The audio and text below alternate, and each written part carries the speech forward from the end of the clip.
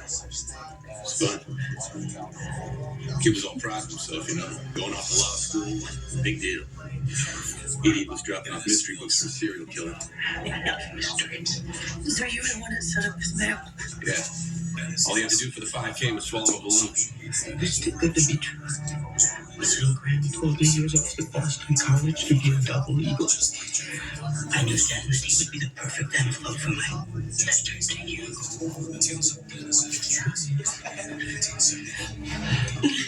What's kind of funny?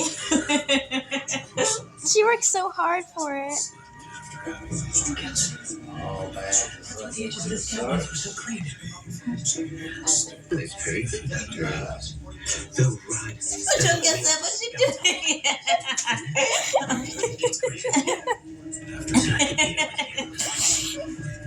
I'm dying. And I was calling it.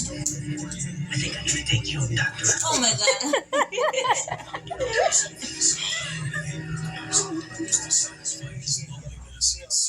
You're the American exchange student. Welcome to Paris. Inspired by actual events. Okay,